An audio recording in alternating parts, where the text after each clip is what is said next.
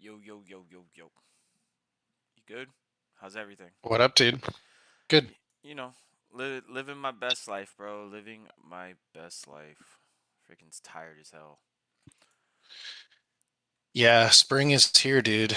The grass is getting that hue of green in it, and things are budding up here in the north, and Okay. the willow trees are all like soaking up water and starting to get color. It's crazy, dude. Really? It's been a very, very long winter, man.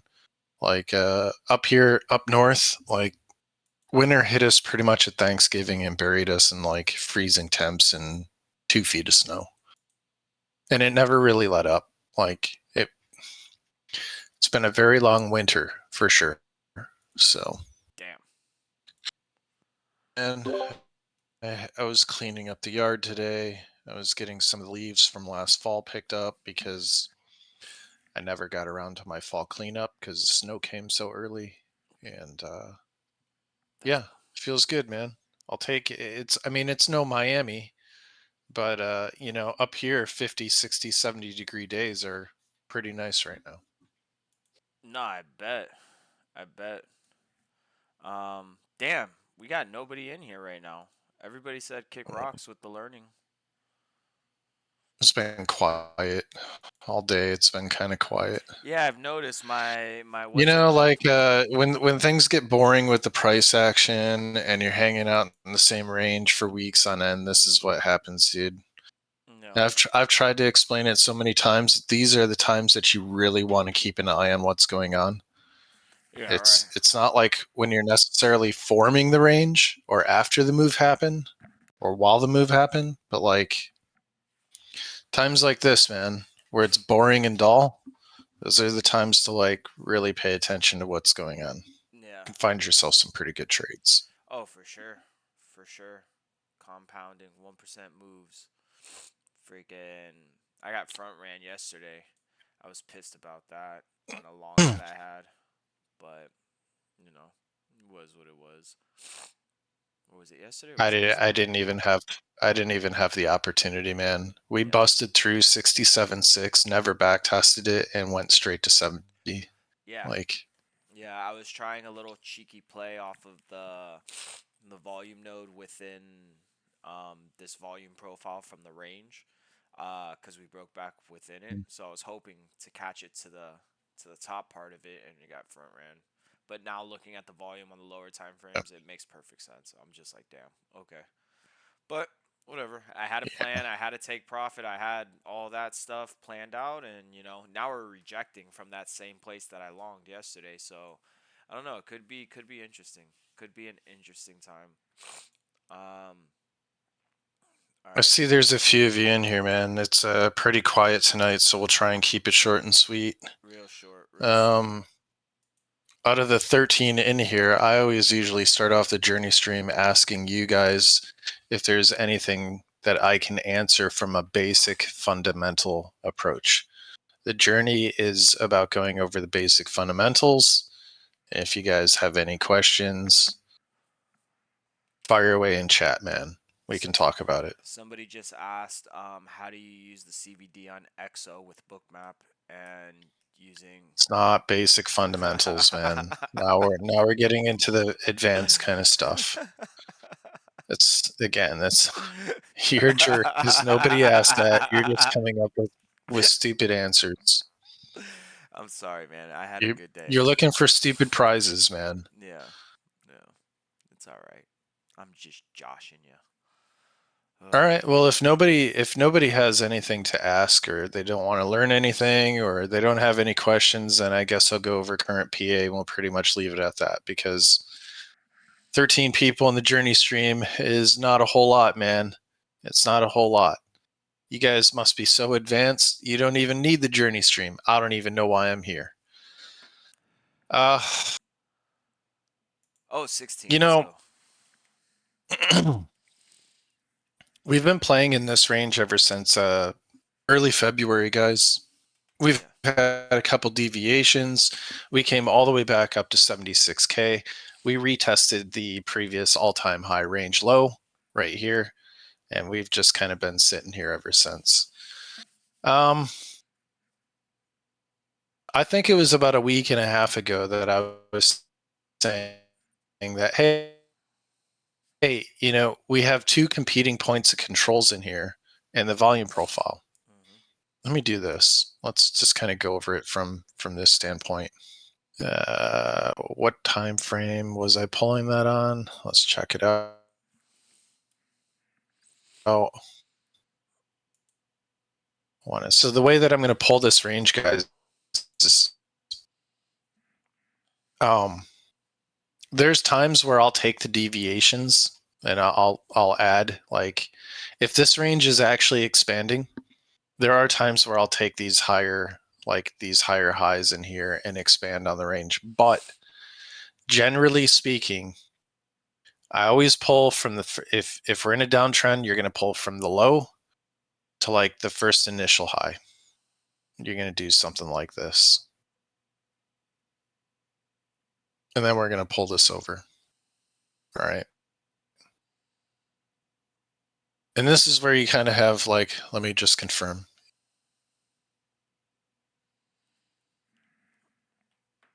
Yeah, I've expanded on this a little bit, but that's fine. It's slightly manipulated due to price action previously, but this is good, okay? Once I highlight this range, and again, I'm typically taking it from the low to the high, I'm taking my volume profile, and the first candle to actually close within this range is where I'm going to take my volume profile and pull it over. Let me add the points of controls in here, the value areas and the point of control. Okay. This doesn't leave out any data as far as pulling from the pivot low over. It's taking all the data that actually falls within this box. All right. And I've said this before, like, if you're going to pull volume profiles, there's definitely ways you can do it. We've gone over that in the journey stream. I don't necessarily want to go over it tonight. But if you more or less want an accurate reading on your value areas, it's important that you pull your volume profiles in a way that you're not leaving out data that will skew the value areas. If I was to do something like this, it's going to be really hard. Let's see if I can pull two volume profiles, this and this. The point, you see how the point of control is a little bit off. You see how the value areas are a little bit off. Okay.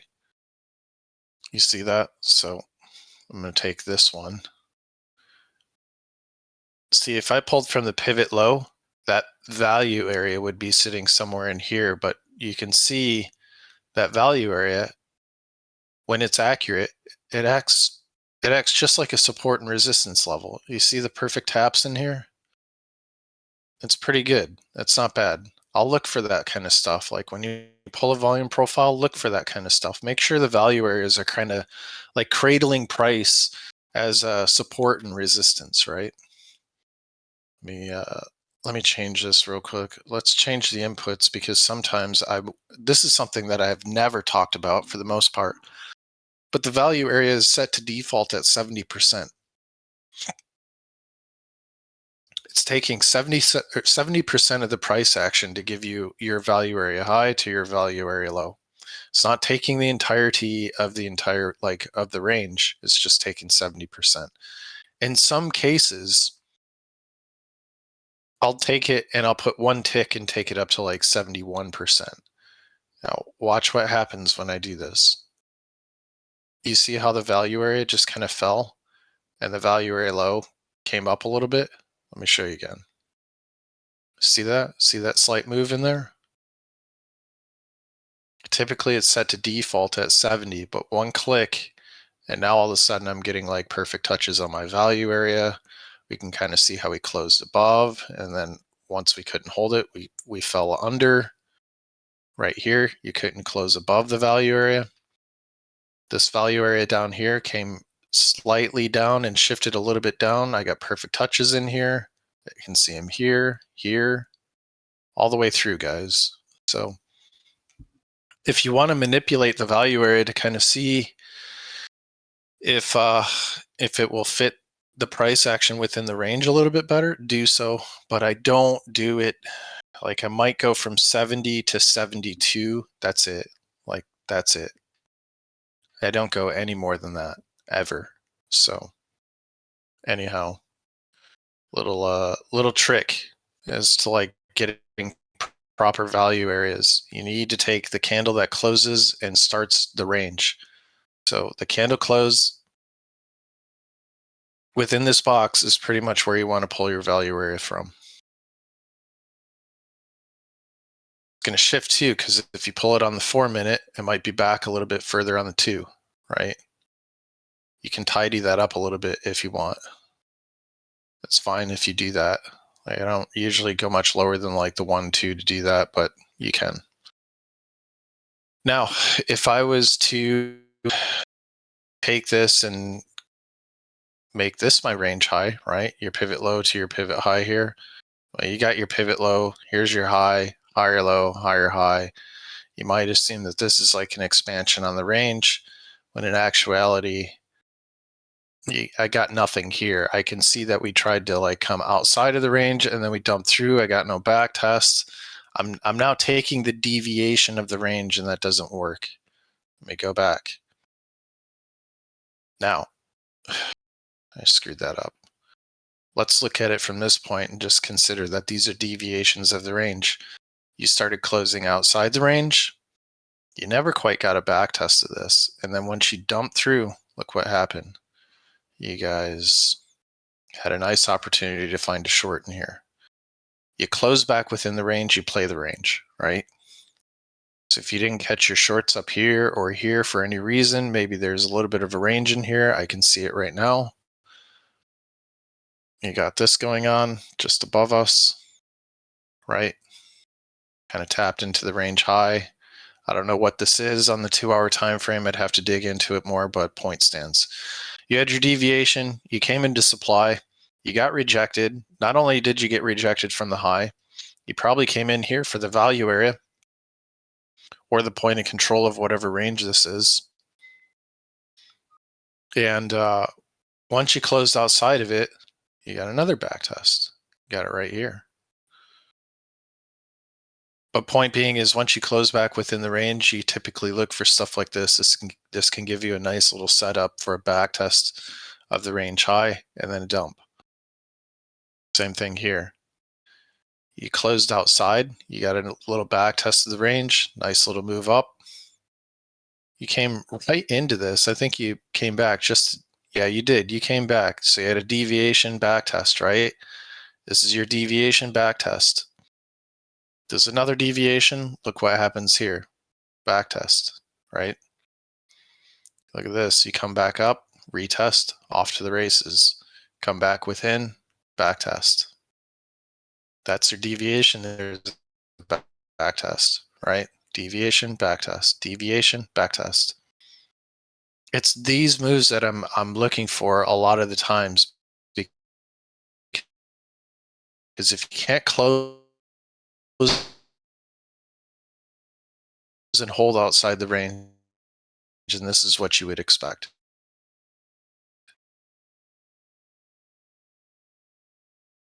Limit order, it's almost instantaneous.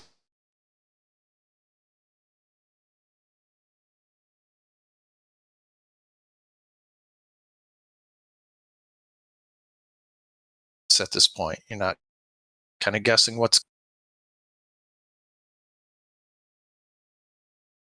works.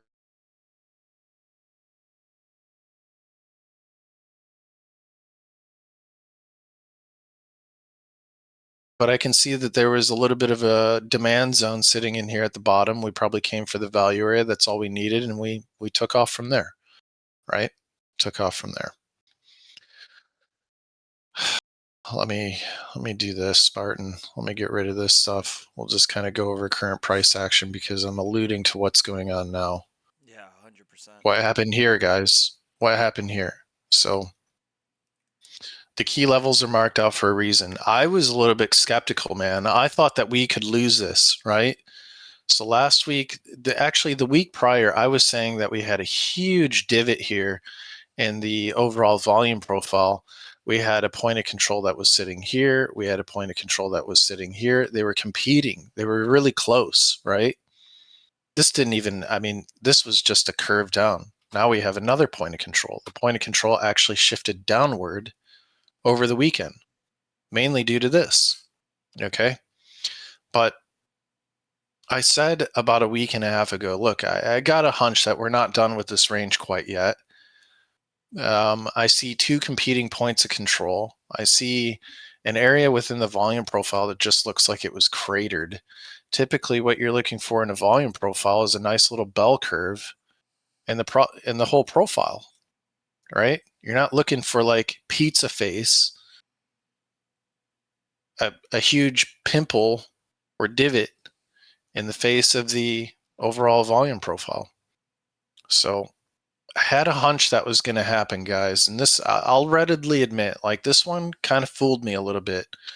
Like we talked about this Thursday that the only thing that's going to save us here is pretty much with whatever's within that wick as far as demand, or taking out this low and then possibly heading for 64.4 down here.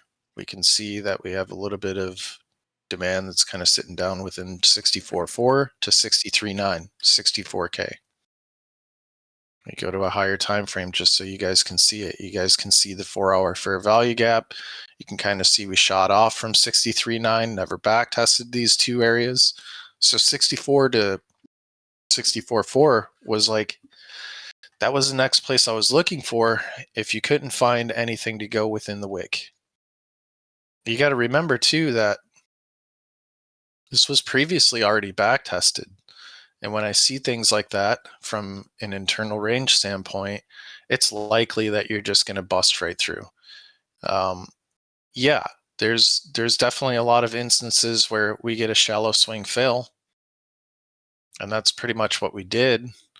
And that's not really the swing fail, but point being is like you had this huge deviation and then your back test, right? It's the same things we were talking about: deviation, back test, deviation, back test. You don't have to always catch the knife. Now, you're more than welcome to catch the knife if you know where the knife is going. And that's something that we've talked about in the journey many times. You have no business trying to catch a knife if you have no idea where it's going.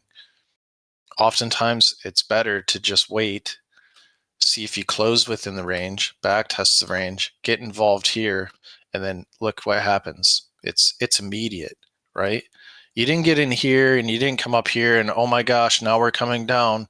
I should TP half my position. Maybe we're going to come lower. Maybe I should exit my trade, and then boom, off to the races.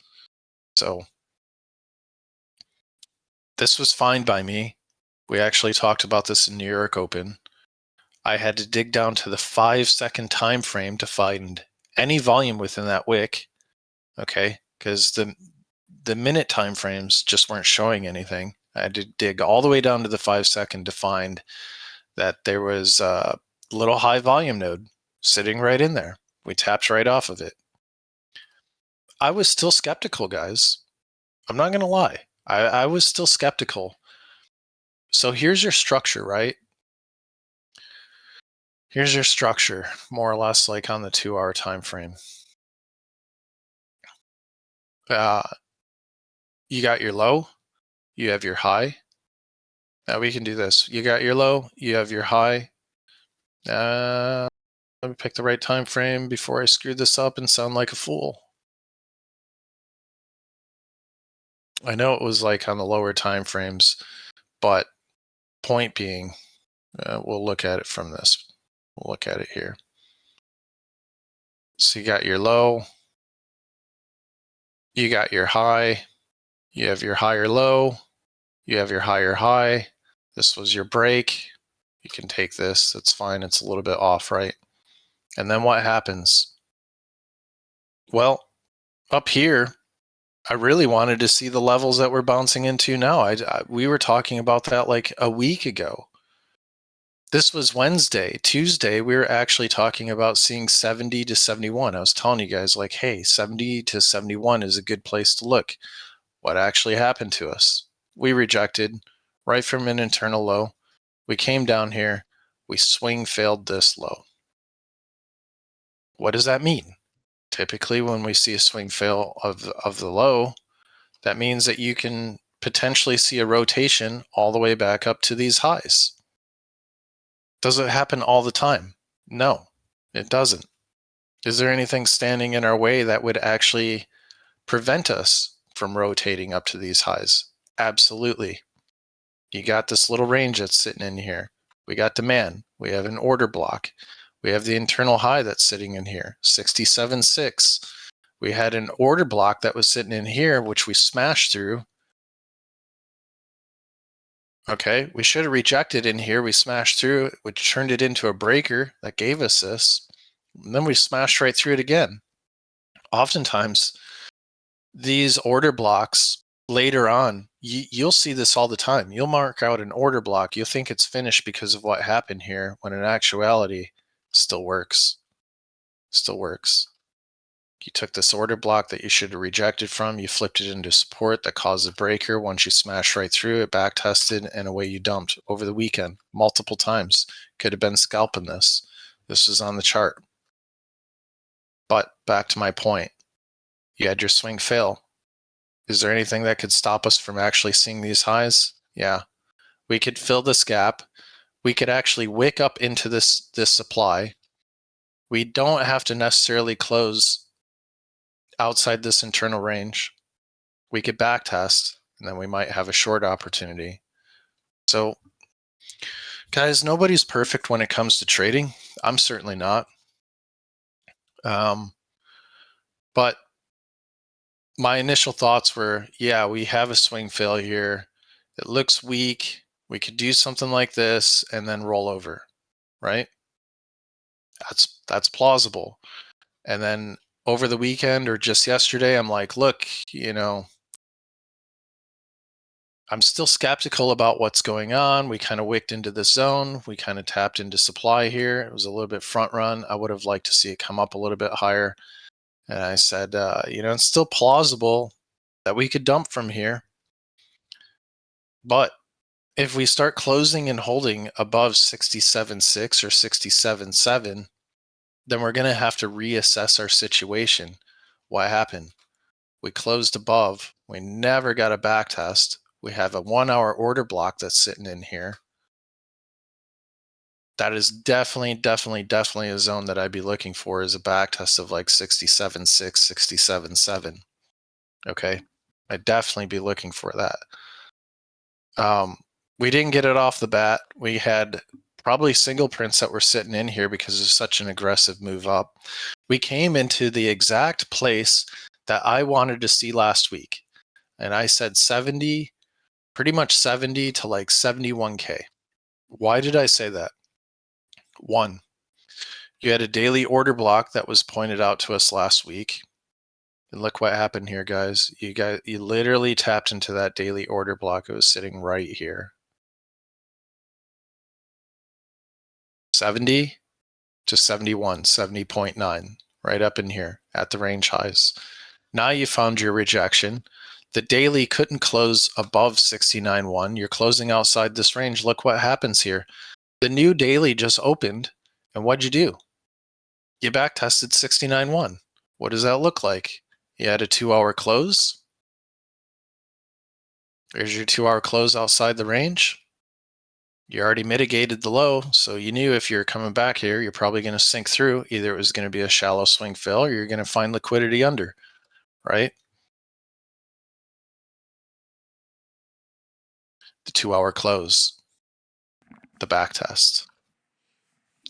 You know what? Even if you bounce from here, would it have been worthwhile for a scalp? Yeah, it's close. Yeah. 0.9%. You would have made money off of that. Okay, you would have made money.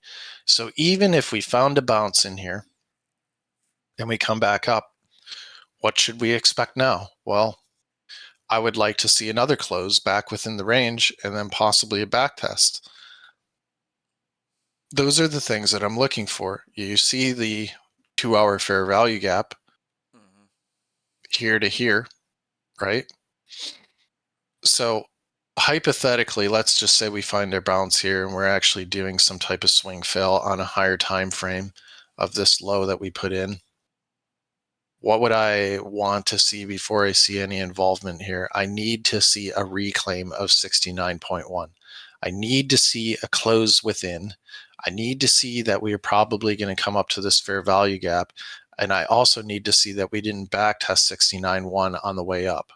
I'm looking for this. I'm looking for this to this. That would be nice. That's what I'm actually looking for out of a trade. I showed you guys many different reasons why that's exactly what I'm looking for, starting off the journey stream. So I think I've proven my point that that's exactly what you want to see before you see any involvement with longs. It's not a matter of catching the knife all the time. You didn't have to catch the knife here. You just had to catch the close and the hold of the range low. Okay, And that's that it. it's funny because that range low, if you zoom in, Yeah. where we bounce, no, up at the top, the one that where you we're at now, yeah, that's where my long was. That range low lines up with the high volume node that I was trading, and that range low is what I was saying at the beginning. That it's a little off on Yeah. your chart. On my chart, it's like right on the money for that. But Okay. yeah. There has to be other reasons. So there's other reasons that, like, to get involved in whether you're going to look for a short or if you're going to look for a long, right? I would say that's a pretty good reason. You got a 2 hour order block and you shot right through this and you left this open ended. Hmm. You never came back down to confirm if we're actually going to hold this internal low or not. And I said something to you guys earlier today. I'm like, hey, I get it. People are talking. Trump's going to talk at 1 p.m. And I said in the chat, I'm like, despite that, these levels exist for a reason. These key levels exist for a reason. You don't need Trump to get on the speakerphone to figure out if we're going to get any volatility. What I was more or less alluding to is it shouldn't matter. There's a saying, show me the chart, I'll tell you the news. I live by that, man. I do. I live by that.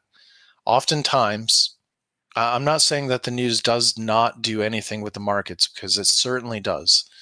But there's a lot of times where if you ignore that and you're just looking at the key levels that you have marked out and you're patiently waiting to see what's going to happen, you can get involved in a pretty good trade and you don't have all the riffraff in one ear and your chart analysis in another. Yep. So, Big time. Big time. you know, what did we have here coming into 71, roughly like 70 to 71K, right? Well, you had 3 taps into this zone that I had marked out. Was it exact? No. Does it need to be? Absolutely not. Doesn't need to be. You literally came up here and tapped into the daily order block of 70.3. You had a swing fail every single time that we kind of came up into this zone. And what I mean by zone is this internal range that's sitting in between 70.9 and 69.1. You were showing signs of exhaustion. You were showing signs of, like, I mean, this was a nice selling tail. This was a nice selling tail. This was a nice selling tail. This is clearly showing absorption. And it's happening in an area of supply. Could you have longed this? Absolutely. Did the oscillator still look bullish at the time? For sure. You could have played this, man. You could have played this for like nearly 2%. Now, with that being said, are you just going to end your trade at like 1.8% exactly? No, but you're going to take profits along the way. I always do. Even if I think price is going to 300,000, if I have this marked out and I enter here, my first TP is here, 69.8, no matter what. No matter what. Okay. And if that's not it, I'm tapping it at 70.1. I'm taking a TP at 70.1. So would you have made money on the long here for the swing fail? Yeah, you could have. What did we have going on the time frames? You had 1 hour bearish divs. You had 2 hour bearish divs. I can see it right here. You had 2 hour bearish divs here. So you had bearish divs from the 2 hour down. Once we start getting into the 15-minute, we can see that we had our structure here. We had our high, we had our low, we had our higher high, our higher low, our higher high, which was technically a swing fail. Okay. And then what do we have here? Since this was our higher low and we broke 69.1, now you have a 15-minute break of structure. what would you be looking for when you see a 15-minute break of structure? You'd be looking for a lower high. Where is the lower high going to come in at? Well, your daily, literally, you couldn't close the daily back above 69.1. Your new daily open, you back test this internal range sitting in here at 69.1. You got a slight dump. Okay. And again, it shouldn't matter. Like you should take the big wins and the small wins. It doesn't matter, right? Like typically, if I'm if I'm about 0.5% up on leverage, I'm taking a TP. I'm at least locking it in to pay the fees, right? I might take 20 or 25% out just to pay the fees and put my stop to my entry. If I think it's going to go lower and I want to, keep my position size up, right? I could do that. That's an option. If you take half of your trade out, half of your position size at 0.5% on leverage, well, now you covered the fees. You put a little bit of money in your pocket. Maybe you can go get a Happy Meal afterwards. You didn't lose anything. It's still a winning trade, even if it comes back to stop you out, right? There's options available depending on if you think this is going to dump lower, or we're just finding a swing fail on the higher time frames for the time being before we reclaim this and head a little bit higher. It's up to you. I can't tell you what to do. I'm just telling you what I tend to do. At 0.5%, I'm taking anywhere from like 20 to 50% of my position size out. Okay. I'm taking at least that out. So it makes for at least a break even to a small winning trade. If I think it's going to dump further than that, man, or you get a strong reaction and you're just dumping like crazy, typically I'll wait. I'll wait for like the next major internal level before I take a TP, because if it's a strong push down, it can also bounce from here and have a strong push up, right? We're not here to round trip per se. We don't want a round trip. We don't want to have a good entry where we're up a bunch of money and then we're like, oh yeah, this is definitely going to zero. And it doesn't, because we just kind of proved this. Like, man, I was a little bit skeptical here, guys. I was a little bit skeptical. The only thing that was going to save us was any demand within the wick. That was it. We did have this marked out. It was a 4-hour internal low. And the last thing I said on Thursday is like, look, man, at the end of the day, if we're going to see a bounce in here, then we're going to play the range until the range breaks. Well, anybody that saw involvement in here, especially on the super low time frames, let's go back in time. Because the super low time frames did give you a break in structure at a pretty key level. Right? Let's just go through this real quick. Down. There we go. Down. Could you have found a late entry after breaking structure in here? Sure. You could have. Hey, hold on, Thor. I'll be right back. What do I need to hold on for you for? I'm just letting you know, just in case you call me. Just how somebody's Okay. at my door. Yeah. Yeah. And, we could have found demand along the way a little more locally here. We could have looked for a trade in here. We could have pulled some volume profiles after putting this in. Look at this, guys. Even on the 1 minute time frame, after a 1 minute break of structure, we had some volume coming in here. We had a little bit of a range. Man, that's super close to becoming semi-equal lows, but you did tap into the range low. You had a little swing fill here. Not the swing fill this low, but right in here of your range low. And then, yeah, you were off to the races, man. You were off to the races. In fairness, it really didn't give you much. Okay, it didn't give you much. Yeah, you had a break of structure in here. You could have had a possible deeper retracement. That's always plausible, especially where you see volume pick up. We could have came down into possibly this zone. We could have saw a deeper retracement. But nonetheless, you had a 1 minute break of structure. You didn't necessarily have to enter here. You could have entered late and ran this up.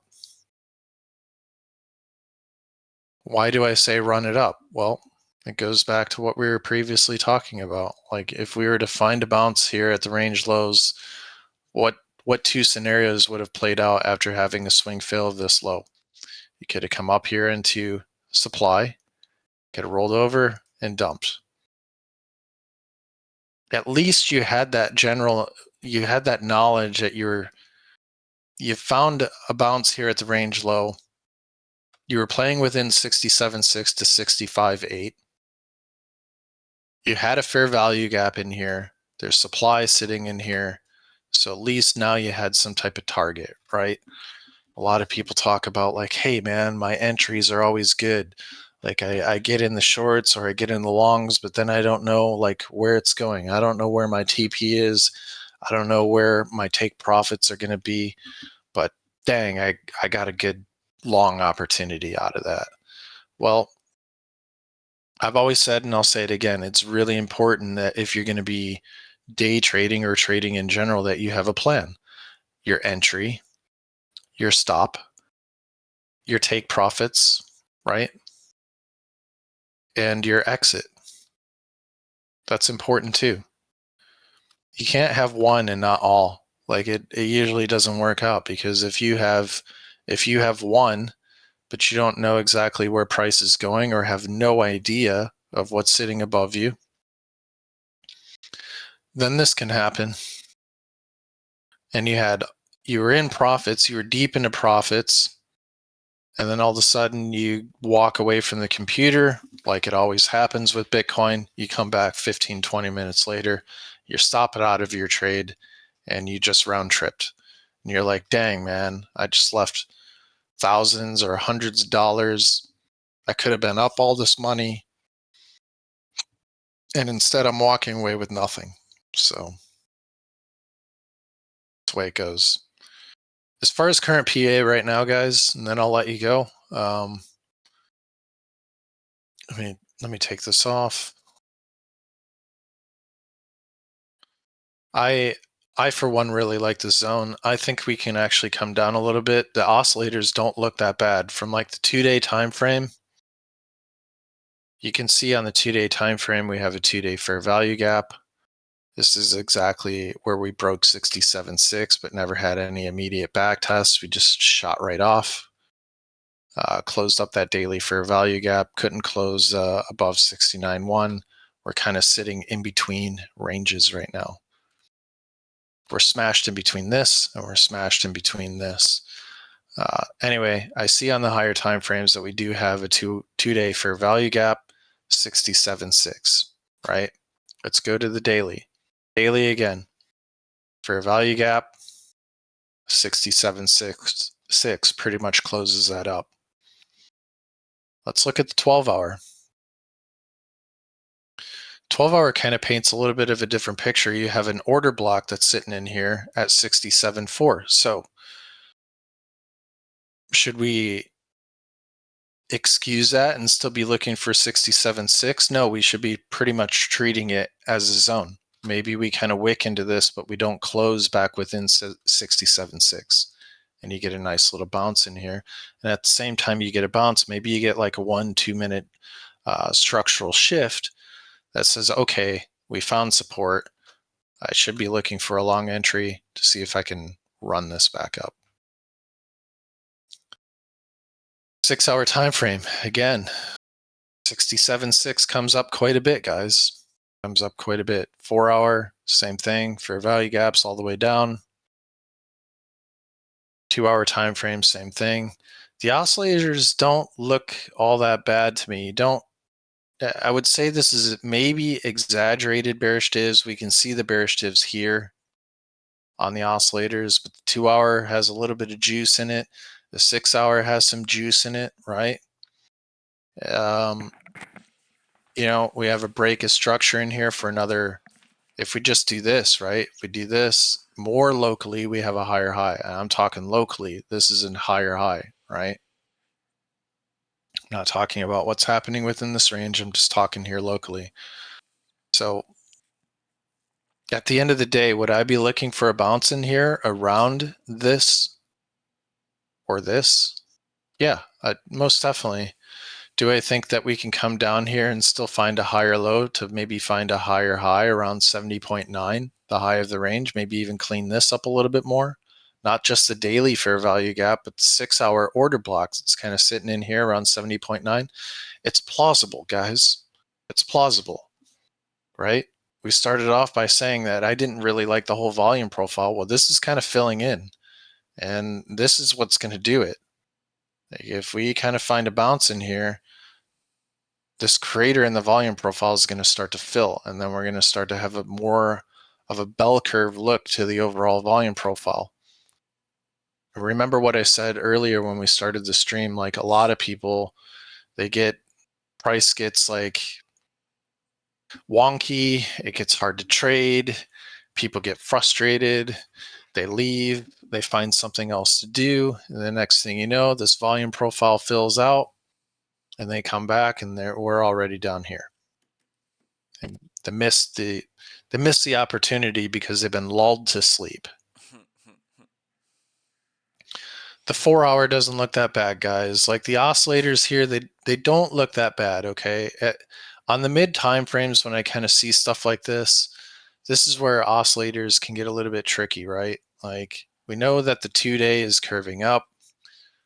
We know that the 5 day is kind of curving up. Okay, all these higher time frames are curving up, including the daily. The daily looks like we're kind of coming into a little bit of juice. 18 hour doesn't look that bad, even though we're kind of rounding out here. All right. And then once we start to get down to these mid to low time frames, midterm time frames, you got a little bit of juice in here. What happens when we start going down to like the 1 hour or below? Well, it looks like we're bleeding out, right? And yeah, that could be the case, man. Oscillators are not perfect. No indicator is perfect. But when I see that the higher time frames are pointing up and I see that we're coming into some juice on the midterm time frames, you got to take into consideration that this could just be taking a breather before we come up a little bit more, right? How many times do we see this where we breathe a little bit and then we come up a little bit more? And when you breathe, you might do something like this, come down to that key level and find your bounce and then put in another higher high. That's plausible. That's scenario one. All right. I'm definitely looking for these zones in here 67.4 to 67.6. Definitely looking for that, especially after seeing a back test of this internal low here, because now that's mitigated. All right. That happened right off the bat. Boom, done. So if we find a bounce in here and we can kind of change structure, I would be looking for longs, because this is telling me right in here that we mitigated this. So if we do something like this, guys, we'll shoot right through this.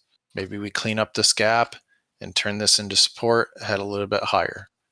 That's scenario number one, right? Maybe I'm wrong. Maybe because now I feel like I'm kind of getting greedy. We talked about this a week ago. It never transpired here. It threw everybody off.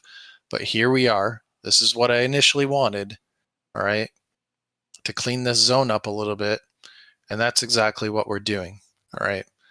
We've changed 15-minute structure. You broke it. It's done. That's about the only level that I'm looking for as far as along. Maybe down to the point of control. I can see a little bit of gap down here. I'm not going to bother looking at the lower time frames.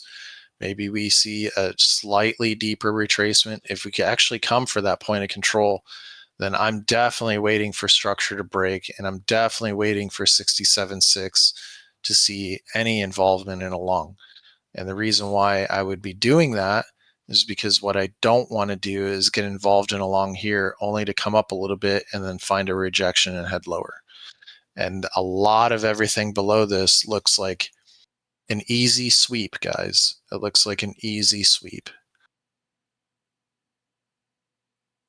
67.2 on the way up was back tested, 67.4-ish. Yeah, you have a deviation. We talked about that. You could see more or less 67.4, but this would be an easy sweep of late longs. Down here is your weekend. You could sweep this. You could. This is the zone I'm watching for. If you can't bounce in here and we kind of do something like this, and maybe I'll look for a short, right? Maybe I'll look for something like that.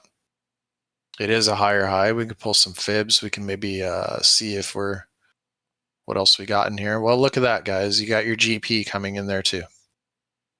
So you got a 1 hour order block. You got your GP. You have a little, you had a little order block that was sitting in here that acted as support and resistance along the way. I keep those little things because I noticed this over the years. Yeah, I would definitely be looking in there if we continue to head a little bit lower. I have a feeling that Asia's not just going to do this immediately, but it'll probably do something like this, overnight, maybe into London session. You know, what do I know? Maybe we do just, maybe Asia just takes us straight down. I don't know. But, Yeah. you know, that's definitely a scenario. That's definitely a scenario too. Like maybe the 1 hour is bleeding, which then turns the midterm time frames over, and we Sorry. just reject and we wipe all this out, right? But here and here, these are the two areas I'm looking for. Otherwise, I don't think I'm going to touch it, guys. I don't think I'm going to touch it. We'll have to reassess later, right? We can see just from our swing fail and touching into that 4 hour internal in the way that we came up, the volume profile shows right in here, right where your GP is where volume picks up. You got a deviation, never quite got a back test of this low or that high and this high, excuse me. So yeah, I'd definitely be looking there. And then your main point of control sits where a lot of this volume was put in over the weekend. That was untested on the way up too. So yeah, that's about the line in the sand right there, man. That's the line in the sand. Let's see if we might be able to. Yeah, you got about 1%. So even if we did find a deeper retracement and kind of did something like this, I'd still probably wait for some break of structure and then possibly look for longs. I just don't want to be put in a position where we do this and this. Is there room in here? Yeah, there is. But I'd be careful if we find a deeper retracement. I kind of wait and see if I can find an entry along the way if things are looking still bullish on these mid to high term timeframes. So I think that's about all I have for you guys tonight. You guys are not full of questions. I just got So into a short and closed it. Freaking, I got in at 778 and then I closed it at 450. 7% move. Let's freaking go. Because that was yeah, the you're below and it is a break, man. no, and So I didn't get to the dollar on the back test of the high volume node that I was looking at where your mhm, range lows at, but freaking I saw it rejecting. I was like, you know what? Let me just put my stop right above the high volume node and we'll be good to go. You know. cool. And I had my Yeah. and guys, the biggest thing when I set this trade up, the reason why I was just like, oh, this just closed, because I literally set an entry. I knew where my stop was and where my idea was wrong, and I had my take profit. And I realized, you know what? Just because it's Asia and this time and all that, let me just do a full take profit. I could have juiced this out more, but a 7% win's a 7% win. You know, so yeah, man, have a plan. Have a plan. Trade a plan. Stick to it. Make it work. The cool thing about a short opportunity here is because you have that fair value gap. You can see in the overall volume profile here Hmm. that volume really starts to thin out till you come back to retest this internal high here. Yeah. What's And what's volume look like through that whole that whole mini range? Like if you no that volume pool, but just pull it to the left, I guess for what? here, right in here, No, the whole uptrend, that little mini uptrend that we have. No. Yeah, pull that. No, back. Pull it back. Pull it back. Pull it back. Pull it back. All like back, back, back. Yeah, How far back? something like that. I just want to And see. it's just gonna all it's gonna do is add more volume to No, the overall but it, profile. look, it confirms that that area is not traded in. There's still a low volume node within that Yeah, area. there's low volume in here. Yeah. Yeah. But So all that's doing is just kind of calculating this data yeah. and filling this in a little bit. Hmm. Like from here you can still see that there's a lot of like this is what I'm mainly looking at. Like I could take this data and what Spartan's talking about is taking this data still puts this area in a low volume like zone, but this is definitely a little bit clearer of a picture here. Yeah. The You only guys and the only reason I see bring how it this is still low volume in here, but it's taking this data and it's filling in the overall profile a little bit. And the only reason I bring it up, guys, and this will be quick, is just because there's times where I'll pull it and I won't include it, and it'll look like there's an imbalance, but then price doesn't respect it at all. And if you pull the volume back a little bit, you see, or it bounces there instead of going through and filling the imbalance. You're like, why did it bounce? You pull the volume all the way to the left, and you're like, oh, there is volume there. It was a candle imbalance, but there's no real volume imbalance within that structure. And what Thor just showed right now is that there's a volume imbalance, a candle imbalance throughout the whole range. So there was a reason to come back down to it. You know, I like Here's that. something cool about volume profiles, guys. Like when you really get a knack for what you're trying to see. Why did we just stop at like 73.50, right? Look at the only single print in the volume profile. Look at this. Like right in here, guys. Look at that. If I was to take a line and put it right over that, let me turn the magnet off. Mind you, we already knew that it was a fill of the daily fair value gap. Press shift. I did, and it's not working all of a sudden. Nice. That's weird. That's totally weird that shift is not working all of a sudden. Let's pull this over. Let me try and level it out since my shift is not working. That's stupid, Yeah, bro. it's not working at all. That's annoying. That's annoying. The only single print in the volume profile. That would drive me crazy, Thor. I don't know. I might have to like just redo it. Now if I pull from the pivot high down and take just this, right? Just this Hmm. move from here to here. Dude, my I can't delete my stuff anymore. I think that's What the God. crap is going on, man? I think that's God telling us to get off. One sec, dude. Let Yeah. me see if Just let me press see if my keyboard is out of a charge or whatnot because I have a wireless keyboard. or just refresh the page. Yep. Let's see if this works now. No, it's not working at all. Just refresh. Yeah. See if that works. No, Oh it's my not. God, that's whack. Yeah. I'll have to get that fixed. I have to figure out what's going on. I know a Anyway, TradingView it was like mechanic. the only single print. You guys can look for this. We typically find single prints in these expansions where you'll tap right into the single prints and you'll leave the rest of the single prints just below it. Like you'll start right into the just into the start of them. That's where you'll find your reaction and your move up. All right, and then after that happens, you usually start filling them afterwards. But look at that, right into the single print, right into the daily order block. That's why we were more or less looking at like 70 to 71K being the zone that you should have been looking for a short. And this is quite nice, man. This is quite nice compared to like over the weekend or this crap. This was 1, 2, 3 taps, man. 3 taps with the swing fail, 15-minute structure broken. Right into an Like imbalance. Yep. right, yeah, exactly. This is a pretty clean setup. That's what you want to see, you know? Like Yeah, yeah, I like the play though. Like that's a great play and if you're able to catch it, cool, but what you mentioned at the beginning, the break and retest.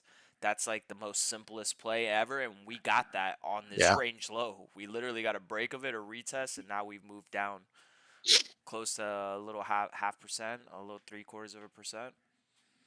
Yeah, it's it's pretty good. It doesn't happen all the time, right? But then it leaves it open ended for you to come back and fix this kind of crap. Yeah. But again, your deviations, your back tests, the back test is where you could be looking for your short opportunity, because that's also where you're going to find your move down. Like your initial, you're not like, if you're looking for your catching the knife, then you're kind of doing this. Like you're still bleeding out here till you finally get a nice back test and then dump. That's the beauty right there. The back test and then the quick dump. The back test and the quick up thrust, the move up. So Yep. Absolutely. even this was a nice play because you had a deviation in your back test. You found support here at 67.4. So you cleared 67.6. That's clearing out the way for you to find like what little liquidity is left here as far as demand is concerned, and then your push up.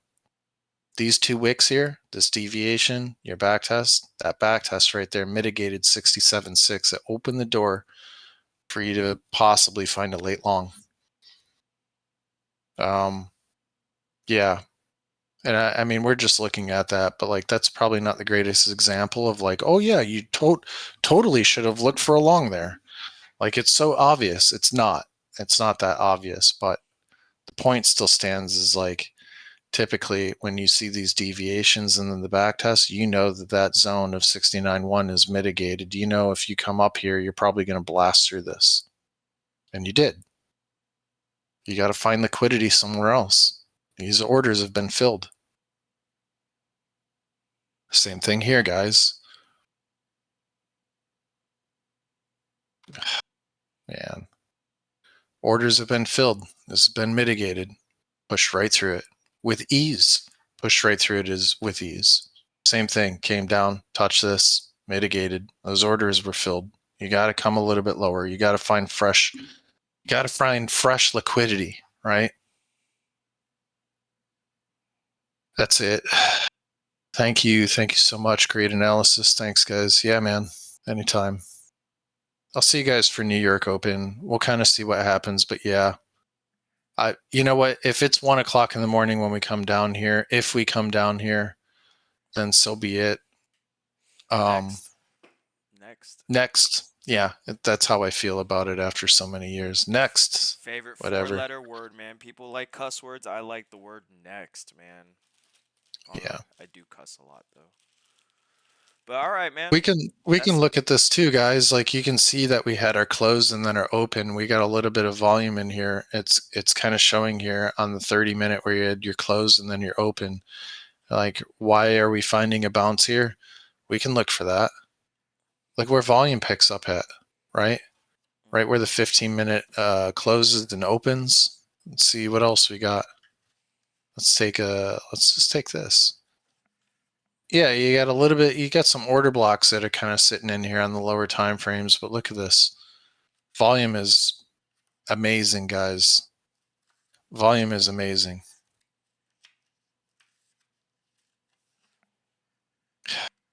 I don't know what's going on, but yeah. You got a little bit of you got ticks in volume here all throughout this like expansion up to 70K, 70.3. I don't really see any like single prints for the most part. Yeah, I don't really see any single prints for the most part. At least in the volume profile. If you guys have EXO and you see single prints, that might be a different story. But you can see single prints in the volume profile. And that's another good reason why I got rid of EXO charts, is because it costs a lot of money, where your volume profile, if you just kind of know how to read it, will give you the same readings. That's all EXO is doing anyway. It's pulling 30-minute sections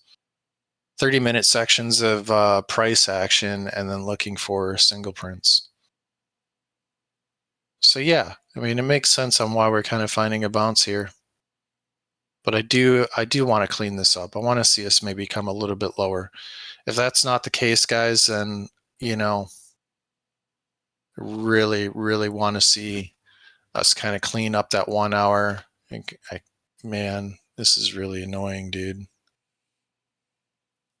I can't delete anything with the delete key, and I have no idea why. Let me try something real quick.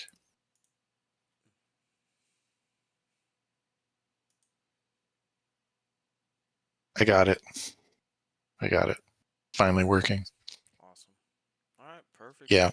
Well, you got anything So else, yeah, I guys? don't think if you find a bounce in here, man, I'd probably have some patience and see if we start to at least reclaim like mid low time frames, 2 hour, 1 hour time frames. See if you start closing back within here, because I see a bunch of kind of like areas the way that we kind of came down where we can reject from. That cleans up the 2 hour fair value gap. I'm pretty sure of that. Yep, it does. So yeah, I'd probably watch the 2 hours, see if we're going to come back up, reclaim that, then maybe make a decision from there. Otherwise, that's it. Right down in here. That's what I'm looking for. All right, that's it for me, Spartan. Cool, man. Freaking. All right, I'll upload this, guys, right now. So if you guys want to rewatch it and get all this greatness Thor was spitting, I'll have it up within the hour. Cool. All right. Thanks, dude. Hey, good luck tomorrow on New York stream, and we'll be back Wednesday, guys. All right. See you, man. All right, guys. Take it easy and God bless. Peace.